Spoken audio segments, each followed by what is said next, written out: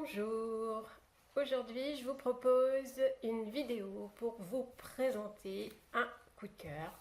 Coup de cœur qui se présente en 2 tomes, c'est une duologie qui s'appelle Francoeur. Donc Francoeur avec un premier tome, À nous, la vie d'artiste, et le second tome, À nous, la vie de château. Donc ce sont des romans écrits à 4 mains par Marie-Aude Muraille et Constance Robert-Muraille. C'est édité à l'école des loisirs dans la collection M+. Donc là, ce sont vraiment des romans pour les grands ados, jeunes adultes et même bien plus. Le point de départ, en fait, de l'histoire de Francoeur, c'est que en 2019, les nouvelles propriétaires du château d'Apressort, donc qui se situe dans le Berry, découvrent une malle qui contient des cahiers bleus et toute une liasse de lettres, des lettres qui sont signées Anna Dupin. Et donc elle confie ces lettres à un éditeur qui choisit donc de les publier. Il y a 80 lettres signées Anna Dupin et une seule qui provient donc de sa correspondante dont on ne sait pas grand-chose en fait. On le saura davantage dans le second tome. Voilà, son identité sera dévoilée à ce moment-là. Et une seule de ces lettres sera reproduite dans ce second tome. Et donc, Anna et cette personne ont correspondu pendant 3 ans, entre 1860 et 1863. Et donc voilà, ce sont les courriers d'Anna qu'on retrouve dans ces 2 tomes, donc soit 80 lettres environ, comme je vous l'ai dit. Donc, de quoi est-il question dans Francoeur ? Eh bien, ce sont des romans qui parlent de la vie d'artiste. Parce que c'est ça qui intéresse la correspondante d'Anna, c'est de savoir ce qu'est la vie d'artiste, comment on devient artiste, qu'est-ce qu'être artiste au XIXe siècle, puisque c'est à cette époque que vit Anna et toute sa fratrie. Et donc voilà, à travers les courriers, en répondant à sa correspondante, Anna va raconter l'histoire de sa famille, les Dupin, et plus particulièrement de toute sa fratrie. Donc, elle-même bien sûr, qui est la fille aînée, ses frères jumeaux Isidore et Marceau, et leur plus jeune sœur Olympia. Donc, effectivement, c'est une famille voilà, qui a grandi dans le milieu artistique et qui a souhaité par la suite également devenir artiste. Donc, c'est vraiment voilà, la thématique principale de cette duologie.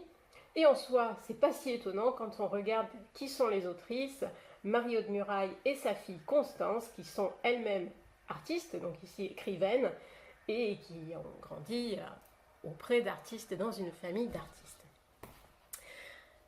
Autre point, c'est que donc ces romans parlent de la vie d'artiste, mais surtout à travers les courriers d'Anna et le personnage même d'Anna et les autres personnages de sa fratrie, les autrices Marie-Aude Muraille et Constance Robert-Muraille mettent en avant les portraits de 3 grandes figures féminines et artistes du XIXe siècle. Et donc finalement, Anna, qui va devoir prendre un pseudonyme afin de pouvoir être publiée, elle va prendre le pseudonyme de Francoeur. Ce n'est ni plus ni moins que George Sand, la romancière, journaliste et féministe George Sand, donc au XIXe siècle. Si on prend le personnage d'Isidore, qui est pourtant un personnage masculin, qui veut devenir et qui va devenir peintre animalier, ce n'est autre que Rosa Bonheur, la célèbre peintre animalière également du XIXe siècle. Et enfin, Olympia, la petite dernière, c'est la comédienne à la voix d'or, c'est Sarah Bernhardt. Alors évidemment, quand on parle du XIXe siècle, donc ça veut dire que ce sont des romans historiques, épistolaires on l'a dit, mais donc aussi romans historiques. Donc évidemment, Anna, en répondant à sa correspondante, raconte l'histoire de sa famille, de sa fratrie. Elle en parle d'ailleurs de manière assez équitable et équivalente qu'elle parle d'elle-même, de ses frères, de sa sœur, en revenant aussi sur l'histoire de son père peintre. Mais aussi, c'est une histoire familiale, une saga familiale qui est intimement liée au contexte historique et politique de ce XIXe siècle. Donc il est question de la fin de la monarchie de Juillet, avec les barricades de juin 1848, auxquelles vont prendre part Anna et ses frères Isidore et Marceau. Il est question aussi de la très courte Deuxième République et puis ensuite de l'avènement du Second Empire. Et donc c'est très intéressant d'en savoir plus sur ces périodes qui sont peu souvent évoquées finalement en littérature jeunesse et ado, et donc à travers l'histoire de cette famille. Donc moi j'ai trouvé ça assez fabuleux, la façon dont on s'immerge dans cette époque par les descriptions que fait Anna, qui sont absolument fabuleuses. Anna, alias Francoeur, enfin voilà, elle joue constamment sur le genre, tantôt in, tantôt elle.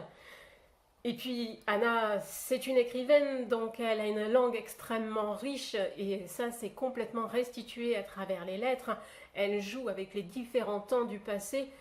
Moi j'ai trouvé ça juste fabuleux, j'ai été complètement transportée dans cette époque, rien que par voilà, la langue d'Anna et la qualité de son écriture, voilà, que j'ai trouvé juste fabuleuse.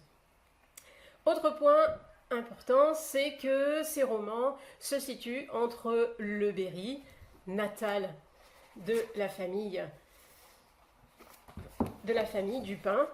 Alors, on peut le voir là avec un super rabat de couverture donc à la fin du second tome, et la vie parisienne, puisqu'évidemment Paris, ville des arts, voilà, pour percer évidemment, la fratrie Dupin va vivre entre leur Berry natal, ils y grandissent, ils vont ensuite s'installer à Paris en suivant leur père qui espère évidemment percer dans son milieu en s'installant là-bas, mais il y a aussi cette envie de revenir à leur source qui est très très présente dans le second tome, et voilà, et qui justifie ce titre, À nous la vie de château. Voilà, toute la famille revient ensuite dans le Berry.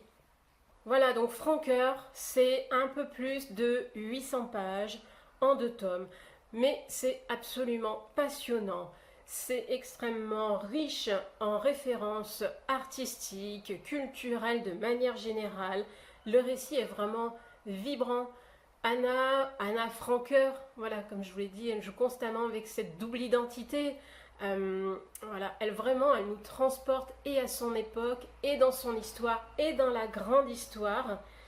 Et j'ai trouvé en plus les livres qui sont vraiment, en plus, très beaux, hein, comme je vous l'ai dit, avec les rabats de couverture qui ont été illustrés par Kim Consigny. Il y a les petits médaillons aussi qu'on retrouve sur les 2 tomes avec les portraits d'Anna. Bref, franchement, allez-y, c'est juste génial. À bientôt!